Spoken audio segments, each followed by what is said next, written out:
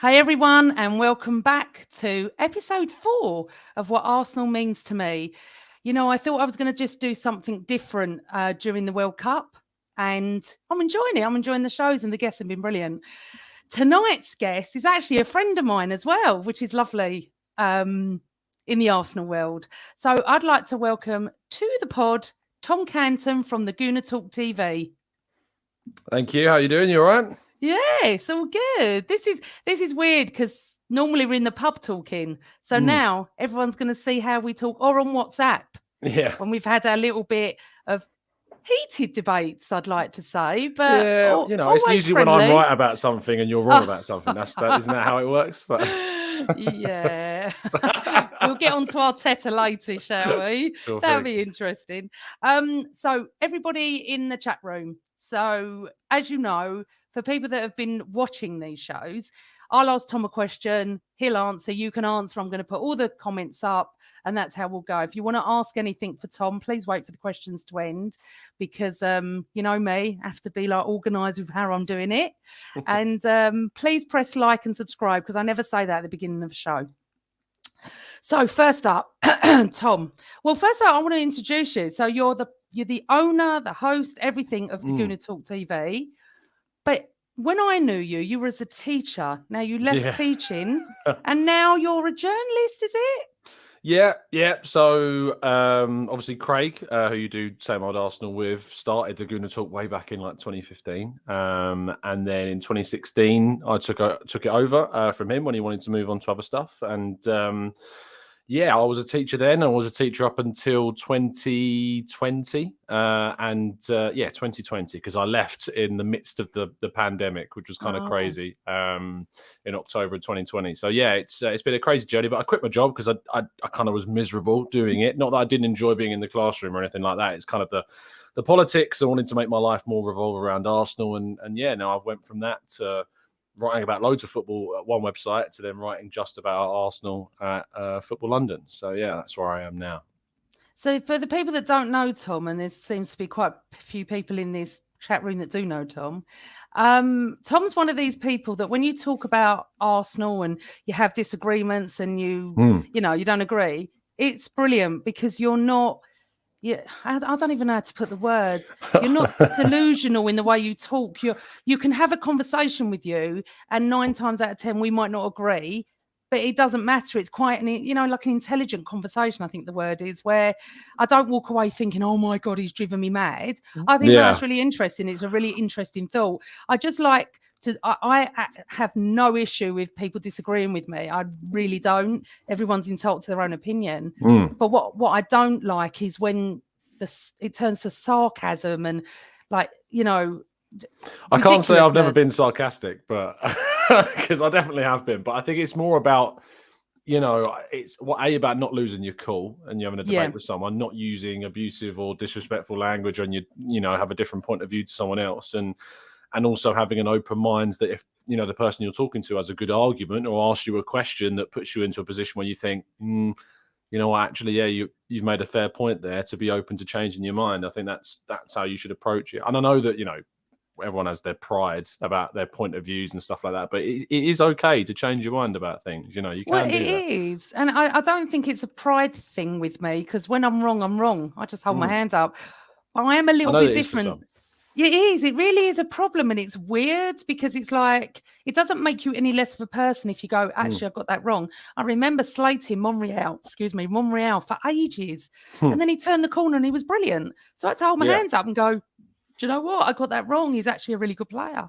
But anyway, Carl wants to know, what subject do you teach? Before we get on to the questions, what subjects? I did teach geography. That was my subject. That's what my degree was in. It can be boring. It can be interesting. I was kind of like the physical tornado, earthquakey stuff rather than the tourism and globalization stuff. But that was what it was. It's a divisive topic. So it was good. Well, apparently, Lynn Simpson, and I shouldn't be doing this because I'm going to get onto my questions. Tom made a fair point earlier today, which was honest but diplomatic. And I think that's what I meant. You're honest, you're diplomatic. You don't get yourself really wound up. You don't have to be right. You know, there is no right or wrong, obviously. But what was the point about? Do you know what she's talking about? I covered the Bukayo Saka racism incident in a lot of detail this morning. And, you know, talked about how, you know, kind of the whole situation around that and making sure that we need to talk about it, report it, and, you know, stand up to it and be more courageous, I suppose, and brave in facing stuff like that. And yeah, that's kind of how I tackled it. Yeah. Well, I was going to get on to the World Cup just before we started the questions. And, you know, I would like to say that I do find it strange that I'm cheering Harry Kane. I do understand people that can't do it, but he was playing for England, and that's the end of it. I would cheer any player that played for England. And when his first penalty went in, I went mental because I want England to win. And when his second penalty, you know, I think Lloris got the better of him with the eye contact and I think and the pressure on Harry Kane. And I have to be open here on an Arsenal podcast and say, I actually feel for him today. Now, going back to what happened to Saka, we know it's about racism. I don't care what anyone says, Tom. We know that. And we know that Harry won't get that, which is great. Well, he shouldn't get any abuse. No one should get abuse whatsoever. And I hope he is okay, because that can affect you. You know, he's effectively, we're out of the semi-final because he didn't put that penalty away. We would have had to go to extra time, but I thought we were the better team. I thought France were lucky. I thought the referee, Tom, I mean, I don't normally talk about referees. I felt like I felt like he actually was playing for France. I don't understand VAR either, because surely they would have seen the foul on Saka, which was a complete foul. I don't even think you can debate that. No one argued about that foul. I've seen people debate it to me, but it's really mad still. Yeah, madness.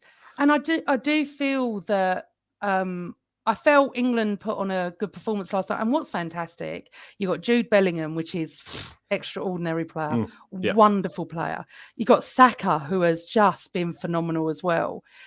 And you just think that the future's bright. It absolutely is.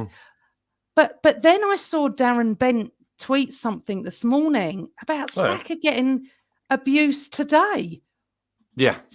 For what? He's been absolutely magnificent, and that isn't because I'm an Arsenal fan. What is this all about? I'll tell you why he's got abuse. It's because he's black. That is the reason why he's got abuse. And unfortunately, that is for a lot of people just enough to be hateful. And that's why I talk about it on the show, because it's something that needs to be addressed and needs to be talked about. I talked about the fact on the show that, you know, as a white guy, you know, it's arguably, you know, it's going to be, you know, a white person that stands up and says, you know, that this is a problem, because, you know, if you're not white, you're already talking about it. You're already calling it, but not enough of the people that aren't facing this racism are talking about it. So, you know, I'm trying to talk about it as much as I can. And I mean, when I said, what's that all about? I know what it's all about. What I meant was, why would he be criticised? Yeah, of course. I know what you meant. Yeah. You know what I'm saying? It's like, he has been magnificent. If he hadn't, I'd call him out for being terrible. I would say Saka's not been at the races, but he was absolutely brilliant in most games.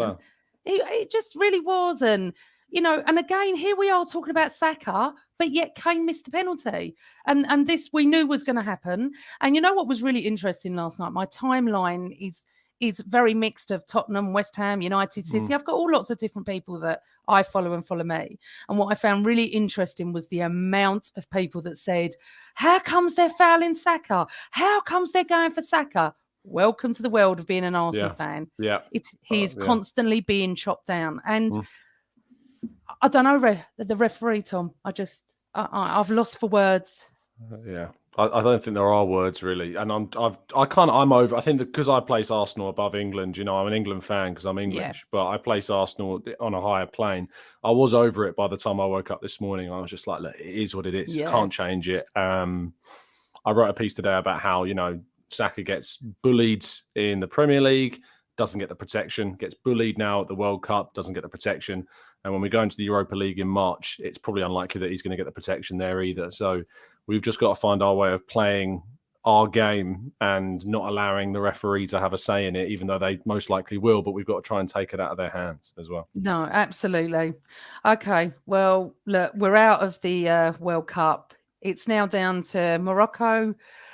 Argentina, France, and Croatia. Interesting. We'll talk about that at the end. Who's going to win? Let's get on to it. So, what Arsenal means to me is about what Arsenal means to you, Tom.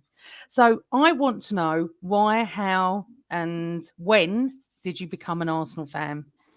It came really from family, and my dad's dad passed away before I was born, and my nan basically told me that he was a bit of an Arsenal fan. That was kind of who he followed. My dad is a Gillingham fan. That's kind of around where we live, which is only a stone's throw from London anyway. But his dad followed Arsenal, but our family never had enough money to ever go up and watch Arsenal in London. So they would go and watch Gillingham because it was like the local side and that. So my dad took me to watch Gillingham when I was a youngster, we're talking single digits. And Arsenal became a thing because of the story my nan told me, and gradually getting my first shirt, which was a Thierry Henry. It was the away shirt from the season in which we got to the Champions League final, in which he scored in the Bernabeu, that yellow away kit. That was the first Arsenal kit I ever got bought. And I remember that Arsenal, when you used to buy a shirt from Arsenal, the numbers used to be, and the naming used to be made of felt. Do you remember that? It was like a felt numbering. So yeah, that was the first shirt I had, and it comes through family as to why I'm an Arsenal fan. So I'm going to ask for your first game memory. You're the youngest guest I've had on at the moment. So you get some different answers. I'm looking forward to it. So what was your first one? My first memory is the 2005 FA Cup final, which is going to make a lot of listeners feel very old, and I understand that. But that's the game I was 11, which people might think is quite late, to have a memory. But I have a terrible memory for starters. It's awful. And secondly, because I was going to so many, local games when I was a youngster, Arsenal was kind of missed, because I was always at a 3:00 kickoff, typically, and we didn't have Sky Sports.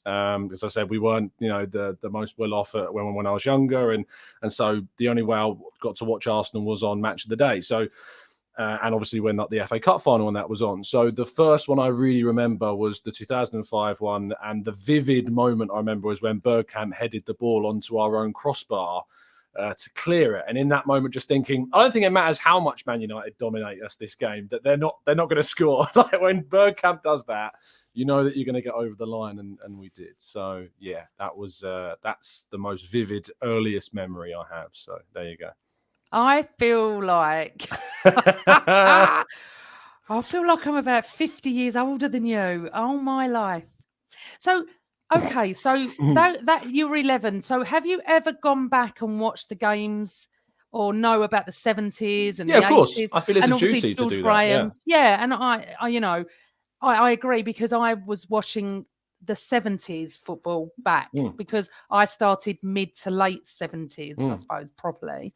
Yeah. And I remember people like Alan Sunderland and Man United beating beating Man United 3-2 in the cup final in 79. And I wasn't there. I was watching at home, my little flag, like you. I was only 10. But it's so interesting, isn't it? Because I had Melvin on the show the other night. It was back to the 60s, and half the people I didn't even know he was talking about. But it's a duty, I think, he's not my favourite midfielder, but who I appreciate to be the most technically gifted midfielder we've ever had is Liam Brady, because you look at the pictures that he played, you look at the pitches he played on in the 70s, and what he was able to do with the football in that time period is frankly a joke. He was just playing on a different level to everybody else, and we weren't the most successful team, in the 70s, but he could have easily played in any of our greatest 11s. So, it's a duty. And obviously, I've gone back and watched 89 and obviously the double winning seasons and things like that. It's important to go back and watch, because you need to educate yourself on the club you support.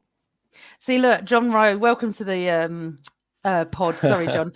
First game, Jack Kelsey, who I've heard of, testimonial in 63, I was 8. Yeah. So my dad's even older than you, John, and he'll be on next week, the week after next, and he goes back to the 50s. And honestly, it's fascinating of all the decades. And now, so really, All right, so let's talk about the next one. Favorite ever home game and away games. I know you go home and away, don't you? Yeah, well, for my work now, I go to a lot more away games. Yeah.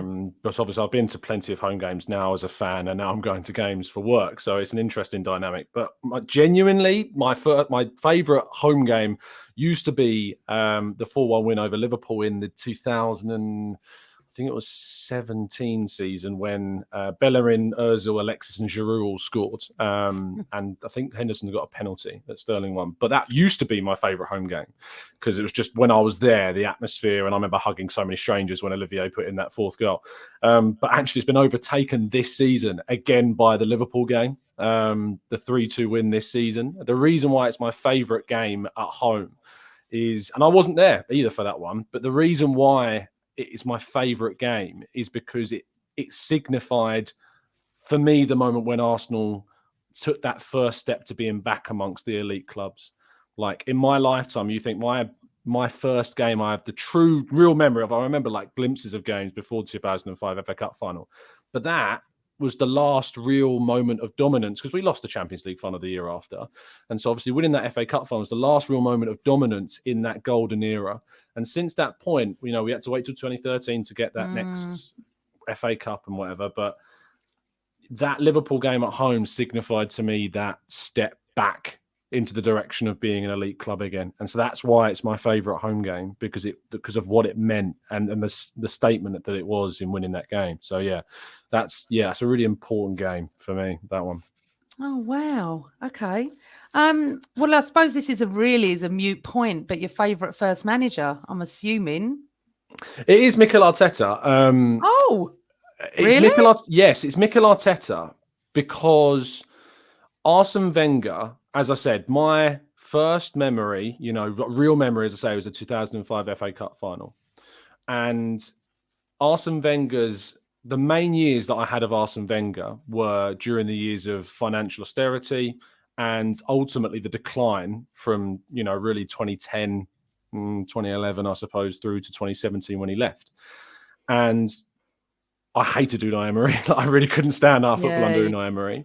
And because Arteta, who is someone that I have been up and down with and had a roller coaster of a ride with, but who I really backed right at the start of his tenure. And it was only that Villarreal game that really kind of tipped it over for me a bit into, I'm not sure if we go in the right direction, but I love the fact that he stuck to his principles and that we're seeing the success off the back of it. I wasn't around for George, obviously wasn't around for Herbert Chapman, of course, but, for the managers that we've had over history, my favourite manager is Arteta because just of everything he kind of stands for at the moment.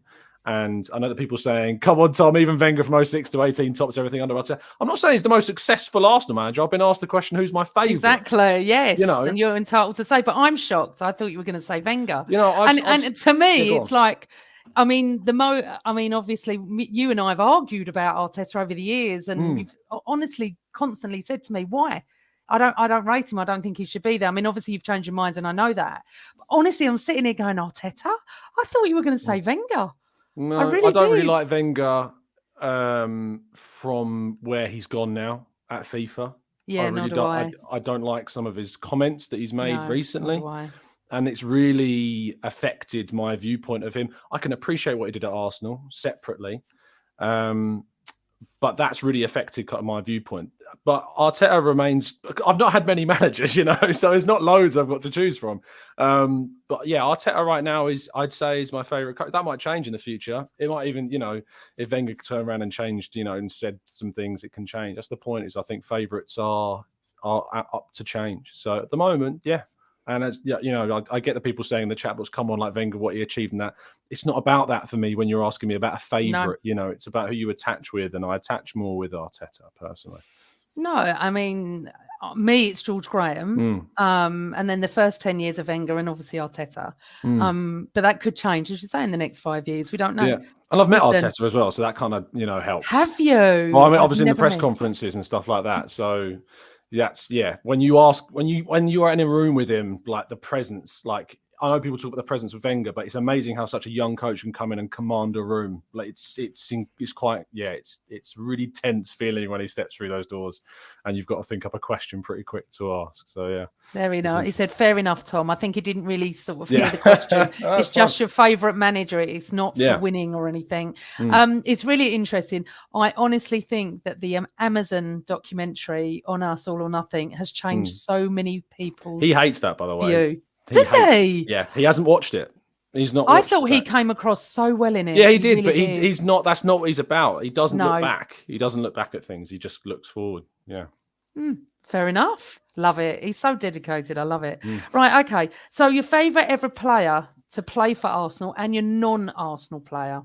So my favourite ever player, I'll start with a non because we can finish on Arsenal. So my favourite non-Arsenal player is a player called Jonathan Soriano, who a lot of people might not know of. But he's a Spanish player and he played for Red Bull Salzburg. It was the main kind of part of his career. And the reason why he's one of my favourite players, and I'll get the actual specific number of goals he scored up with, but he was up there.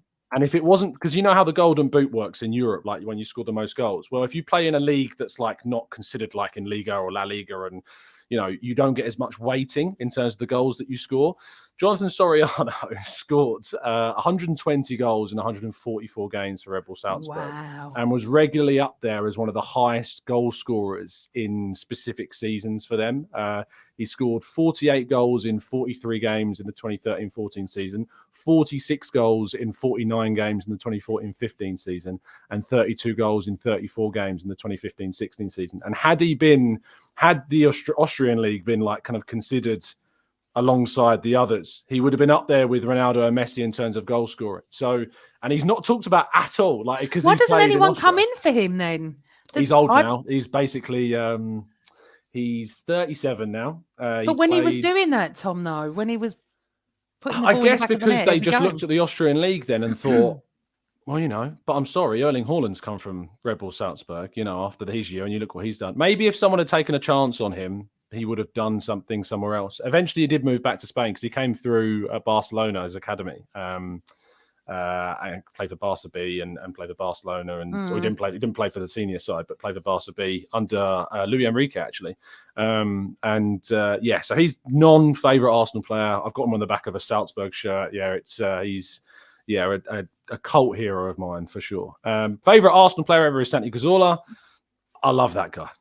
Just you can't say a bad word about Santi Cazorla. No one can. He's just the nicest, funniest, funnest player to watch. His assists, his technical wizardry, some of the goals he scored from range, the free kick and the FA Cup final against Hull. I love Santi Cazorla. Have you ever met him? Unfortunately not. No, I haven't. I have. Lucky you. Because, I would love to. It's a funny story, Tom. I tell you, I was invited to a little Arsenal event in Westfield, Stratford, and I didn't know where I was going, and I was looking at this restaurant. I was there.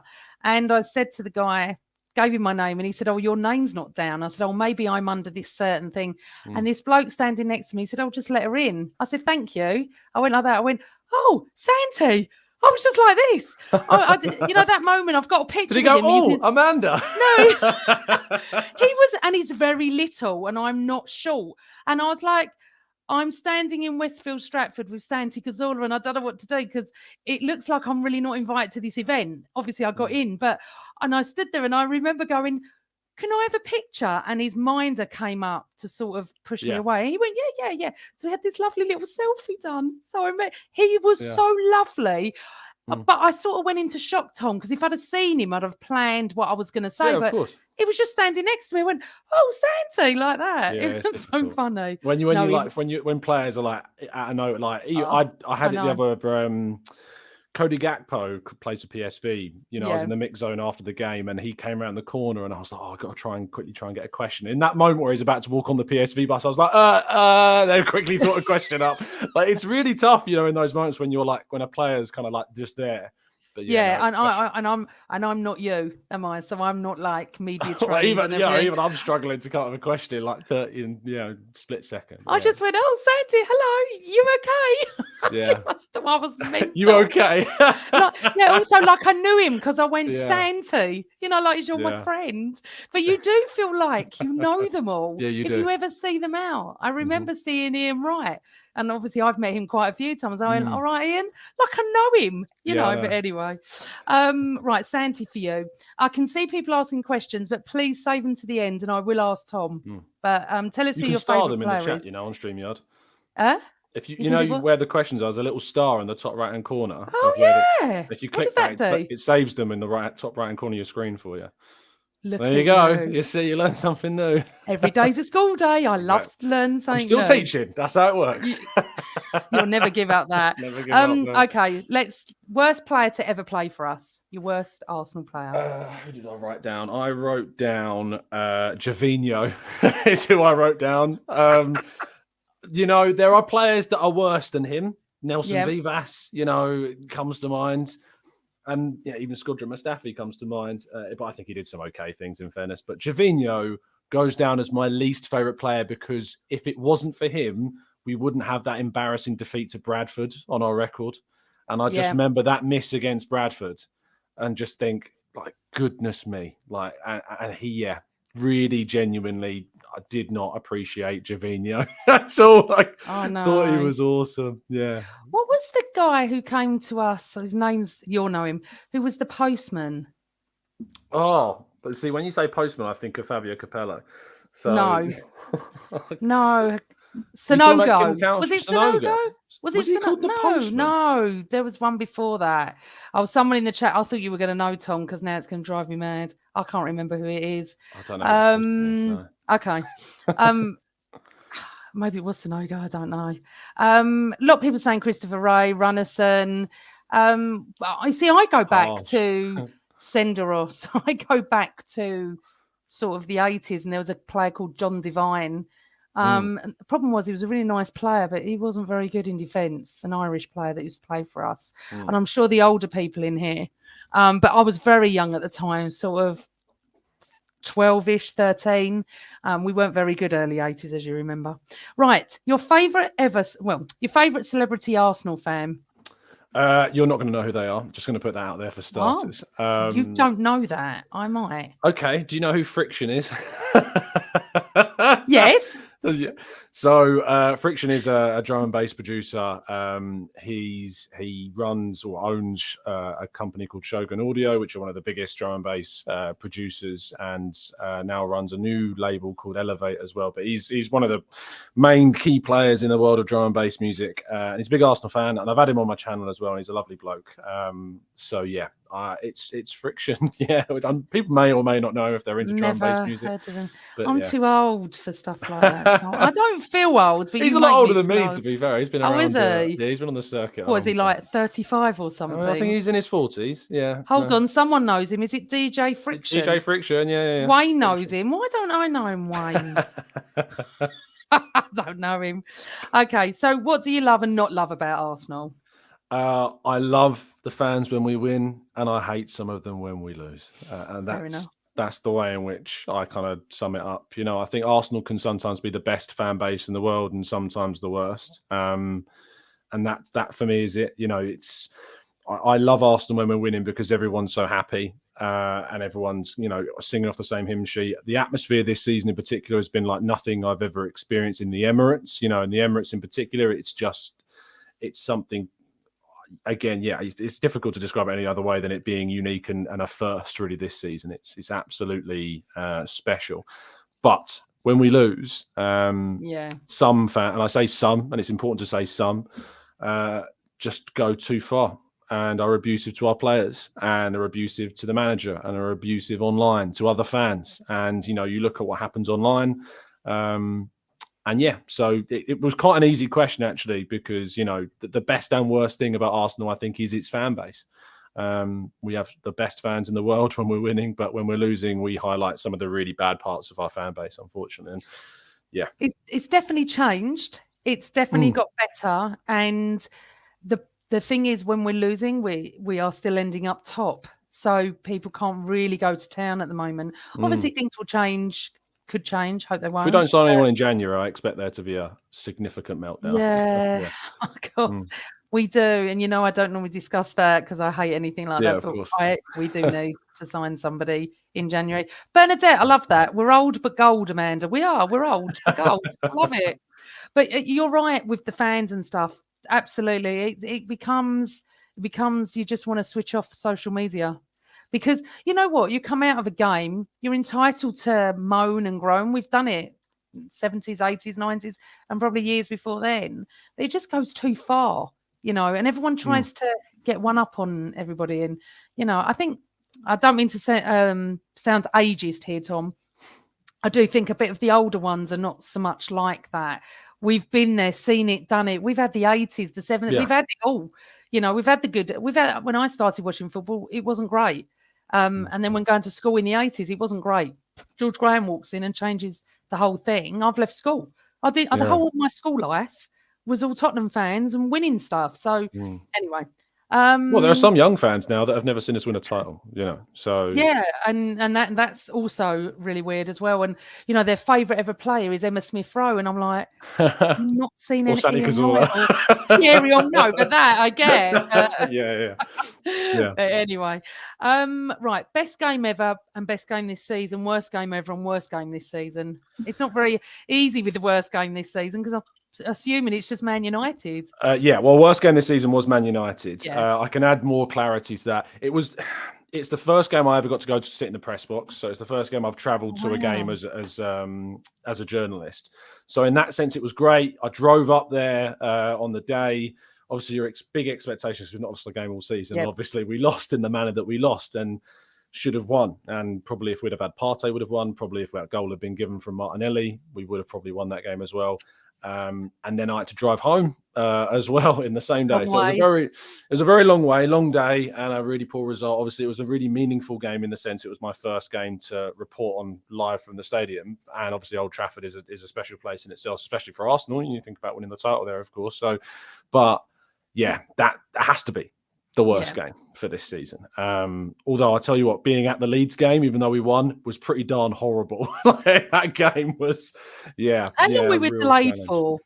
Was it 40 minutes was the delay. God. Yeah, so obviously it stopped. When we were sitting in the press area, the lights above it all just flickered out and came back on. We lost all of our Wi-Fi, so none of our laptops could connect to anything, and everyone's looking around at each other and they're like, well, "Have you got what? Is yours working?"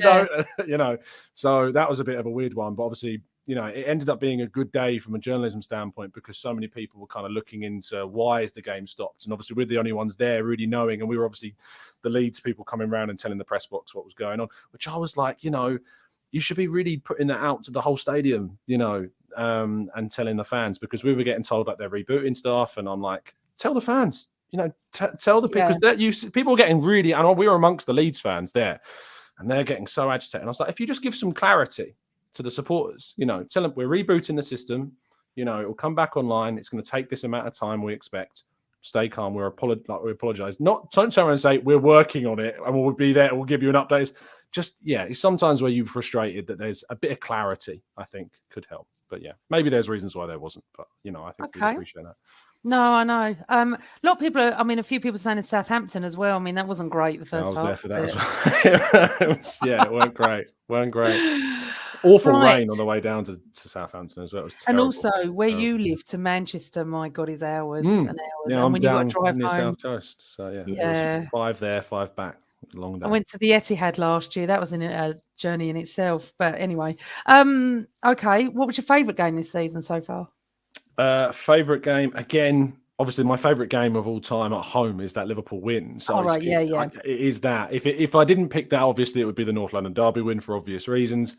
But I love the Chelsea game as well. The Chelsea game this season was great because it genuinely felt like a shift. Yeah. It felt like, we've gone to Chelsea and won there 3 times in a row now, but the 2 times previous to this, we were the underdogs and we were the team that had to kind of hit on the brake and hope for the best when we got up with. But this time, we dominated that game. Chelsea didn't have a sniff, and that was a real presence and a statement win again. So if it's not Liverpool, it would be that Chelsea game. Yeah. Okay, and who do you think's one of our unsung heroes over the years? It could be now or years ago. It's now, and it's Ben White. I don't know what it is. I do know what it is for some people, but Ben White gets so much stick. He doesn't like football, is what he said. And I think when he did that interview where he said he's not the biggest fan of, like, he doesn't go out and watch it, I think it's not the worst thing he could have done because he was honest, and I appreciate somebody's honesty always. Like, if you play football 24/7, you go to training all day long, that might not be what you want to like. That might want to be what you want to do when you get home. You might want to play FIFA, or you might not want to go and watch other games. I get that. Some people that's tough to get over because they think it's your life. You should be absolutely as engaged and absorbed in football as we all are. But if you're good at something, as Ben White is very good at football, it doesn't mean that you have to immerse yourself 100% of your life into something. It's good to have a break for your own, sanity sometimes to take yourself away. So I appreciated his honesty in that interview, but I think it has meant that he's kind of got this reputation. I also think that obviously when we signed him, we sent Saliba out on loan, and a lot of people wanted to see Saliba stay last season. And obviously, Ben White was always then going to get compared. And if he ever made a mistake like he did against Brentford in the first game, people were going to turn around and say, we should have kept Saliba. Why have we wasted 50 million on this guy? But he has been at both centre-back and at right-back this season. Brilliant. And he's really grown into the right-back position, hasn't he? I love him. I would call him a right-back now. That's how good he's been there, is that I'd call him a right-back. But I think he's good enough to play both roles. I think he'll play centre-back when we go and play West Ham on Boxing Day, because I don't think that I don't think that Saliba will be back. So I think Ben White will go in at right centre back, and I think Tommy Asa will come in at right back. So that's what I think will happen. But he's been so important and again so underrated by still a large portion of the fan base, I think. Yeah, good shout, actually. I never really thought Ben White. What Miss Molina said. Hi, Miss Molina. Glad to see you. Still getting better. Gilberto, one of the most unsung players in that Invincibles team, is true. Gilberto is always the one for me. Yeah, I've got the back of a shirt. I love Gilberto. It's great. He's fantastic. But you know what, Tom? I didn't realise how good he was and how much we needed him until he went. Yeah, I really never took much notice of him when he was here. You don't know what you've got till it's gone. No, exactly. Okay, so as you do go home and away and you're in amongst it, what's your favourite chant? See, I struggled with this. Oh. I struggled with this a lot because it used to be the Tottenham song. What do you think of Tottenham? But then obviously, but unfortunately, because of the end of that song that some fans still sing, that's really kind of sullied that for me. And it's kind of pulled away. I used to really like the Lacazette chant. Like he's our number 9, that one. I used to love that Lacazette song, but then he was pretty awful at the end of his time with us, so that kind of sullied as well. The North London Forever is something that really divides fans still. Some fans find it some fans find it really cheesy. Some fans find it really forced.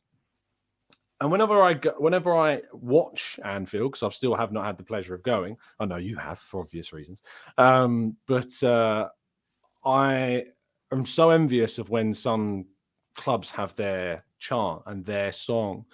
Yeah. And whilst it's taken a long time, and we're sitting in 2021, 22 now, and North London Forever is still something that's kind of, building. I love that togetherness of the crowd before the game.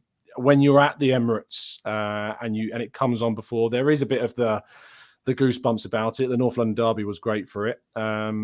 So I think I do lean towards that being my current one, because I think it does show the unity of the fan base in the Emirates, that song. So, yeah, I'd say North London Forever right now is my favourite. If you want to call it a chant, it's more of a song, I guess. It's more of a song. See, I absolutely love North London Forever. And I'm like you, whenever you watch Liverpool or United or even Tottenham, they've got their tunes.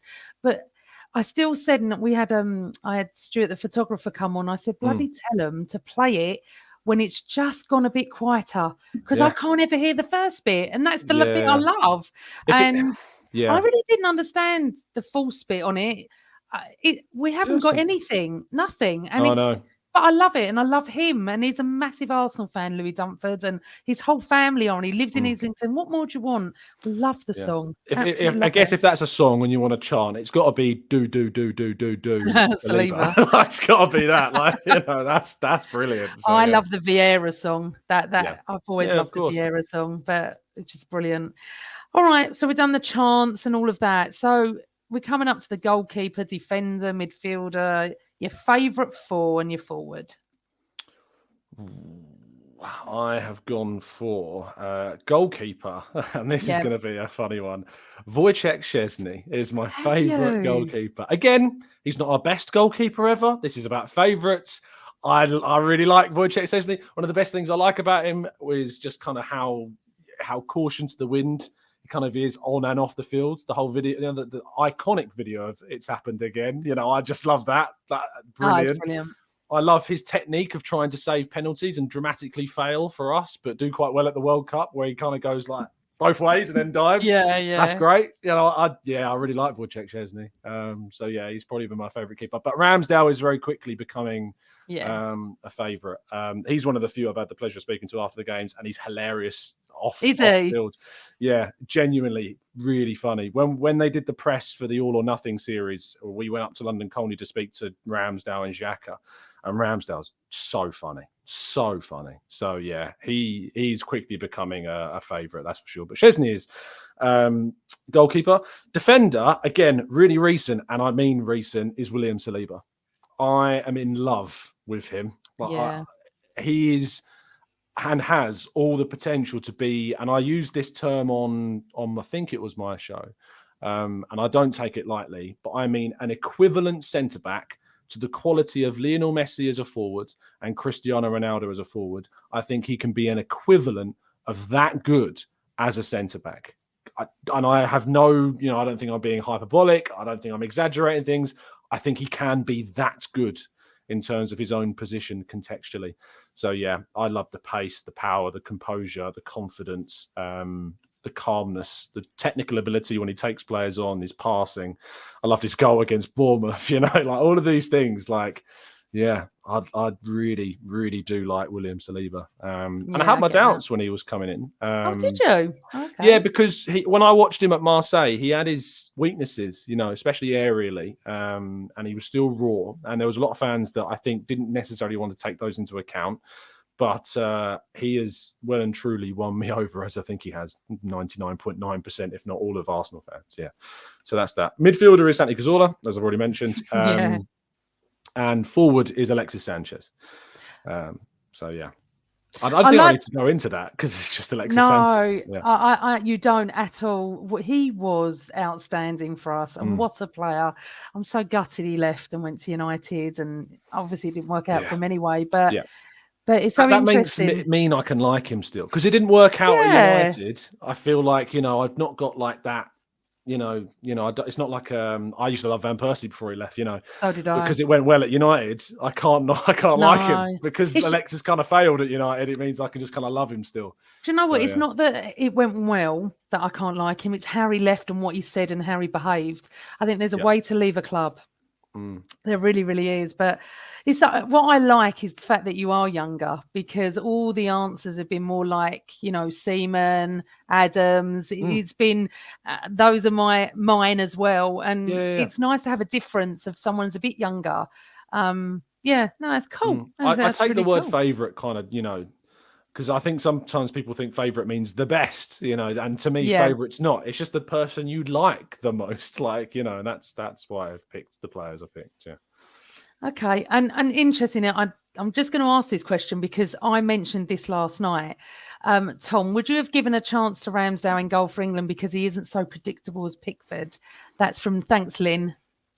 He and White both were in my starting 11 for England at the start of the tournament, and I know that I'll come across as biased for obvious reasons, but I thought White has been the best English right back in the league this season, and I think that Ramsdale's been the best English goalkeeper. And I remember the game he had against Leeds, where he obviously didn't save the penalty, but Bamford missed his penalty. But beyond that, had such a good performance.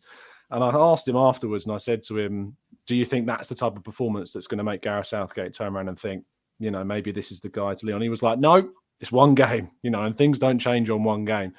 But maybe they should have, because I really would have rather have seen Ramsdale in between the sticks than Pickford, who I think had a decent tournament. Yeah, he's all right. But yeah, I would have rather Ramsdale given him the shot. Bernadette, I agree with you. I feel very old in this chat. But the thing is, I do have young people that watch this as well, and all different ages. You're all welcome. I don't care. I'm going to do a little quick fire round with you. And so everyone in the chat, Get your questions in, and we're going to ask Tom because he's got to shoot off soon. So get some questions if you want. Quick fire for you. Oh, you don't know these ones, do you? I didn't send them to you. Right. Bergkamp or Henry? Henry. While Perez he was playing. Okay. Yeah, a lot of people have said that. Perez or Overmars? Perez. Saka or Martinelli? Martinelli. Highbury or the Emirates? Even though I've never been there, it's still for me Highbury, just from my research. Yeah. Interestingly, a person asked me at the beginning of this chat, have you ever been to Highbury? And I'm glad I've mentioned it because I was going to ask you that. No. England to win the World Cup or Arsenal to win the Champions League? It's still relevant. Arsenal to win the Champions League all day long. It's really weird when I meet someone, and I don't really meet someone that says their country over their club. Really weirdly, but no, it's always club over country. Okay, this is the film. Fever Pitch or 89? 89. I think that's your age. I do. Again, it will be my age. Have you watched Fever Pitch? Yeah, but not. I've watched Fever Pitch, but I've watched 89 like 5 times. Like, you know, isn't I love the the last production. part brilliant with the way they build up to the goal? Yeah. Do you know, I remember watching it with my mum because I went to the premiere and I interviewed everybody. Oh, Tom, I wasn't like you. I remember the videos. It was amazing. Oh, amazing. I got to interview David O'Leary and David Seaman and Tony Adams and Ian Wright. Oh, my God, what night. I'll never, ever forget that. I literally went because I had a free ticket and I was just going to stand with Robbie. And then they gave me the mic and said, you're interviewing everyone. I said, no, I'm not. I don't interview anyone. I'm just standing here having a look on the red carpet. And my life, I didn't know what I was doing, but I had the best time ever. But I do think it's an 18. Anyway, Graham or Wenger?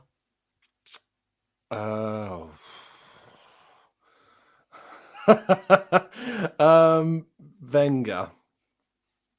Okay. Yeah. I'm just going to ask this because, so I had Jordan Jarrett Bryan on. He said Uruguay are going to win the World Cup. Stuart, who works for our club, said Brazil. Danny, the GFP, said Brazil. Melvin said Brazil. And I've said all along that someone is going to win this that we're not expecting. And I still say it could be Morocco or Croatia. So now we're down to 4, Tom. Who do you think? I think it'll be France that win it. But I want it to be Argentina because I want Lionel Messi to win the World Cup. Well, fair enough. Yeah, I get that. It's not that I want Argentina to win. It's that I'd like Lionel Messi to have that just to show that he's and have that accolade against because he is for me the greatest. And I think he needs a World Cup. So, yeah. I'd love to see Morocco pick it. I think it'd be brilliant. It would be amazing to see them pick it up. I don't really want to see Croatia win it because Luka Modric being a former Spurs player, being their talisman is something I have an issue with because just a tribal Arsenal thing. But yeah, seeing Lionel Messi pick up it's Argentina. Yeah, it's Messi first and then Morocco and then France and then Croatia. But who do you think's going to win it? Is it Argentina or France? I think France will smash it, to be honest. Right. Yeah. Well, I've got France in the sweepstake at work, so now I obviously I've got Argentina. Oh, have you? I think yeah. it could be that final, but again, it could be Morocco, Croatia. We just don't know what's going to happen. And yes, Carl Stark, France to win the World Cup. Amanda, you owe me an apology. I do. I was convinced when England went 2-0 up Saturday week ago, even before the end of the game, I thought we were going to beat France, get into the semi and get into the World Cup. I didn't say we're going to win the World Cup. I thought we'd get into the final. And we didn't. So I do apologise for being positive when a lot of people weren't. I just generally thought it was going to be one of those years because Brazil had got knocked out and, Portugal had got knocked out. So, it could be our year. Silly, really. All right, let's go back to, so I've got you down as France. Let's see. It's easier for me. I'm going before the semi-final. Exactly. And it's going to be really easy for my guests. Well, when the semi is. So next Wednesday night, I've got Akil Vyas and Tim Payton from the AST coming on. They're also good mates of mine as well. So they're going to be answering all the same sort of questions and going into what the AST does. I'm a member of it as well. Nice. And Tim has been to Qatar as well. So has he? he was out there. So not last night. I think he was back before then, but he'll be able to explain, how it was out there. Then Friday night, I've got David Hillier coming on. So that'd be interesting to get it from a footballer's perspective, who his favourite player was and who his worst player was. Himself. No one's mentioned David yet, thankfully. Yeah. And then the last podcast I'm doing before Christmas, my dad and my cousin are coming on. And this is why I go to football and who I still go to football with. So it's going to be interesting. But let's just go back to now. So we're 5 points clear, Tom. We're top of the tree. We're still going to be top of the tree whether we beat West Ham or not on Tuesday, 2 weeks. It's not long, is it now? So fantastic. We'll all be back at the Emirates. Yeah. Oh, is it Monday we go? Oh, do you know what? I've got the days wrong. Yes, it's 2 weeks tomorrow. Definitely. It's correct. Boxing night. We're back. See, it's gone quick. It's gone quick, people. Just got to make sure everyone's fit and wish Jesus a quick recovery for sure. Yeah.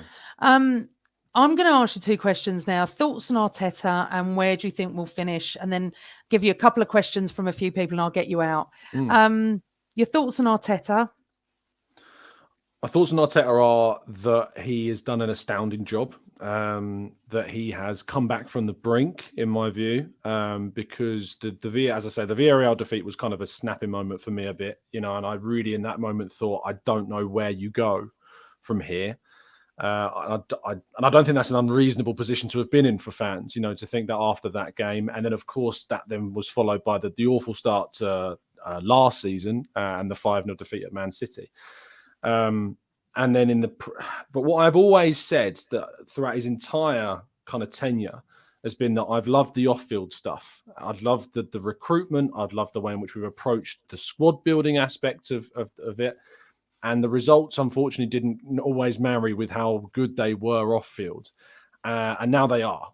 And that's what's so great about the alignment of the success on the field and what happened off the field. And maybe I was a little bit, hasty, I suppose, maybe. And I'm glad that I have an open mind enough to, be able to change it. But I'm loving life as an Arsenal fan right now, and that is down to the work that Arteta has put in with a lot of other people and the players, of course. So, I'm very, very happy with Arteta in charge right now. Fantastic. And it's great because you've been one of the ones that were very up and down with him. And and it's so fantastic that you can see what he's trying to do. And obviously now this season, I could always see it. I just didn't think it was working at one stage. Okay. Fair enough. I just think, I'm not saying you, and I would never put you in this category because, as I said at the very start of the show, you're not one of these people. But I do think there is quite a few people out there, especially podcasters, bloggers, whoever, do it for clicks and likes. Now, if I wanted to do stuff like that, I would have been wanting him out and all this stuff. You were genuine in what you were saying to me. You were like, I don't think this is going to work. And I don't think he's the right man for us. And you've got to convince me otherwise. And it was never for clicks or likes. And that's why I praised you at the beginning, Tom, and that's why I'd have you on the show. And I've always wanted you to come on.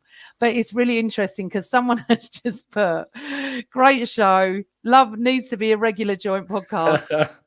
Tom is welcome back anytime, but he's so busy. I have tried to get him on. He is so busy. He does. Do you do your show every morning? Yeah, 8 a.m. every day. Every day, 8 a.m. You can go and follow him. Yeah, I can. Yeah, you can. No, I've really cut down as well elsewhere, because me and the missus, we got married in August, and we were her job and my job. We were looking at things and going, I'm going to have to really start cutting down my evenings because we just aren't getting time together. So, I've really cut down stuff, and obviously with working for Arsenal, but working, in the world of Arsenal, then the games in midweek and you lose a day at the weekend. I work today. I was on 10-6 today, so it's crazy. Yeah. Well, one person who's not going to watch you is Newman because he doesn't get out on catch up. You can watch him on catch up, Newman. So this works well for you because this is late at night. Okay, where do you think we're going to finish? Second. Yeah, I think a lot of people are thinking that. I think he'll finish second. I obviously would beyond, imaginingly happy to finish first, but I think it will be second. Okay, I'm just going to couple of questions, Tom, and then I'll get you out. Okay, and then you can go and sit with your lovely wife. If she's home, she's trying to get home in the snow at the moment. I know. I don't want to look outside. I've got to get to work in the morning. Carl Stark says, should we just be concentrating on the league this season? I've said this actually on my channel. I said, if I offered the listeners, I said to them, if I could say to you that we are in a title race up until the final game of the season, but you have to chuck the cup competitions at the first kind of next round. So the FA Cup third round, the Europa League knockouts, and we're at the League Cup. So yeah, but you have to chuck them. But I can say to you that I guarantee you we will be in with a shot of the title this season. And I said I probably would. Yeah, I'd probably chuck them all to be in with a shot of the title this year, because you guarantee Champions League for qualification, you know. So to be in with a shot of winning the title, yeah, I'd sacrifice them to do it. And would you, Carl Stark? You can answer that. Jason M says, do you think Arsenal can win the Europa? Yeah, I think we can. Yeah. I think it is dependent on getting reinforcements in January and obviously being lucky with injuries. But yeah, I think we can. I think we're probably the best team in there alongside Barcelona. So yeah, why the hell not? Can we not win that competition? I don't normally do this, but I'll let you. Tom, which 3 signings in January? I just don't like it, but go on. It's a horrible question because, covering transfers every day, you don't know who even is realistic anymore. Joao Felix is being talked about for 100 million. Mudrik's being talked about for 100 million. We're not going to spend 100 million on a player. I'd sign Tielemans and get that done because he's Premier League ready and he can make an immediate impact. I would sign... If you can get him, I'd sign Mudryk. But if you can't get him, I would go and get Ferran Torres from Barcelona because a really versatile option up top. And a third signing, which I think you're really pushing for, to think we'll get 3. But I suppose I would bring in I'd bring in a striker, I guess. Actually, no, I wouldn't. I would bring in Sofian Amrabat is who I'd bring in, who's been playing for Morocco in midfield and done amazing. And he's been brilliant. 26, defensive midfielder. Tielemans is the box-to-box Jacka competitor. Amrabat, yeah. If you're going to throw a third name at me, bring him in. And they're realistic, Yeah.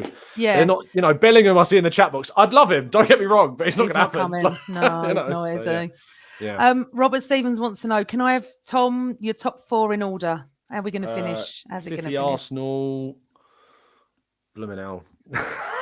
City, Arsenal, Spurs, annoyingly, and Newcastle. I think they're going to do it, I think they're going to do it. It's going to be so mad when we go back. It's going to be like the beginning of the season, but it's not the beginning of the season. How amazing that Chelsea, Liverpool, and Man United all finishing outside the top 4 potentially this season. That's mad. Another question from Carl. Can Eddie step in for Jesus, or should we consider Martinelli up front? I would start Eddie against West Ham. And I think that he proved at the end of last season, if you give him a run of games in the first team, surrounded by the first team players, he will score goals. So yeah, I would start Eddie. The club have committed to him. They've invested a lot of money in him. They're going to play him, and we should back him. So yeah, I'd start Eddie. Brilliant. I can see more questions, but you've got to go, haven't you, Tom? So I'm gonna. I don't yet. I can take a couple more. It's not replied, so I'm assuming I'm good. Just have it on alert there. We'll get you out as soon as you want. Bakary Lasagna says, Tom, you keep saying don't judge on World Cup performances. I think I know. Your Morocco one. Yeah, he is. But Amrabat's been good for Fiorentina as well. So it isn't just that. I actually spent an hour today looking back over Y-Scout clips of him because someone told me to go and look at him and he looks very good. Yeah. Yeah, it's the YouTube clip. It just gets you, doesn't it, sometimes? Sometimes, yeah. Right, Tom, actually, it's very remiss of me because you won 2 awards recently, didn't you? Yeah, we won the Silver Awards and then last year we won the Bronze Awards. Yeah. Oh, okay. Sorry. So what was it? Best Club Content? Best Club Content Creator in the Premier League. Yes. Fabulous. Totally and utterly deserved. Paul James says, I'd happily take second if we won the Europa League. I don't blame him. I don't blame Paul, to be honest, for that. A lot of people feel that way. I think second, what an achievement. Thinking about where we were 2 years ago, and now you're finishing above Liverpool, Chelsea, United, Spurs, Newcastle. That's an amazing achievement. It's not enough to satisfy my appetite for Arsenal, but it's an amazing achievement. I'm sorry if I say this wrong. Cancun Re. I think the Magpies could go third. They were. See, this is what we have to say now. They were playing very well, like Arsenal, because we don't know what's how everyone's going to come back and how it's all affected. They've never had a break like that. And Newman disagrees with you. There's a shock. Soz, but we're winning nothing with Eddie up front. Well, for a whole season, I'd probably agree with him. But to cover Jesus for 2 to 3 months, I think, I look at the games we've got and I think that we can still pick up plenty of points with him there. So, I mean, we're talking about a player that's coming in to replace someone that is a brilliant performer, brings so much to the team, but also hasn't scored in 12 games. If Eddie scores against West Ham, he's done what Jesus hasn't in 12 games. So, think of it that way. I'm really looking forward to seeing it. We are. Okay, Tom, thanks so much. Oh, no more. That's fine. I was going to say I can take one more. I can't see any question because Carl's asking about your player of the season, but it's going to be Ben White, isn't it? That's what I'm assuming. Oh, okay. Oh, he has been great, but I think Granit Jacka has to be my player of the season. I think he's been unreal. Yeah, Jacka. I just love him. I mean, what a turn! I mean, if you wrote a film about his life with Arsenal, it would be when he threw the shirt on the ground and all the toxicness and the disgusting abuse he got. And then to turn it around now to your favourite player and so many others as well, it would be one of those films you'd go, it's a bit far-fetched. I'm sorry. It's a little bit far-fetched, but it's so true. Absolutely. Right. I don't know what he means. Bringing Amrabat to Arsenal, AFCON, Party, El Neni and Amrabat. Then we have no one midfield. Oh, I see what he means. What, when the AFCON go? When is the AFCON? I mean, it's only just been. I don't know when the next African Cup of Nations is. Yeah, but I reckon, Charlie Patino's coming through by the next AFCON. I think he's going to be part of things. So you'd have Jacka, you'd have Patino, you'd still have Vieira here, you'd have Ødegaard here, you'd have potentially another signing if we bring in Tielemans, So, I think we'll be fine for 3 weeks. No.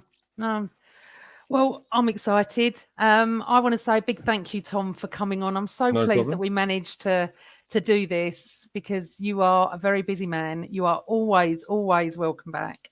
And I'm going to get you back on at the end of the season to see if your second prediction comes correct and true.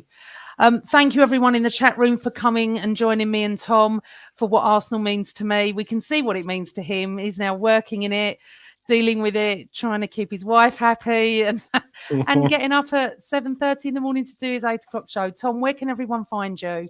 You can find me at the Gooner Talk TV on Twitter or just type in the Gooner Talk on YouTube. It will come up. But thanks for having me, Amanda. I really appreciate it. And the show's going really well. So I hope you're enjoying it. Thank you. Yes, I still don't like hosting. I'm still nervous, but can you believe it? I've done these shows with Craig. January the 9th is my 1 year anniversary. Wow. Unbelievable. Nice. I know. Absolutely brilliant. I've just got to put this up because I think I have to. João Felix. Thank you. Is on Arsenal's radar. Thoughts just quickly. Go on, Tom. I don't think Arsenal are going to pay 100 million for him, is my thoughts. But I would have him. 100 million? Yeah. Sorry, who is he? Atletico Madrid and Portugal forwards, João Felix. He's at the World Cup. He was at the World Cup before they got eliminated. Yeah. Okay. He's an exciting player. Thank you, Sheets of Metal, for your donation. Right, Tom, I'm going to say goodnight to you. Everyone in the chat room, thank you so much for joining us on Sunday night. It's been lovely. I will be back here 8 o'clock Wednesday night with 2 fantastic guests again. I'm so lucky to have all these people in my life. Take care in the snow because it looks like the southeast is covered. Be well, everyone. And remember, always Arsenal.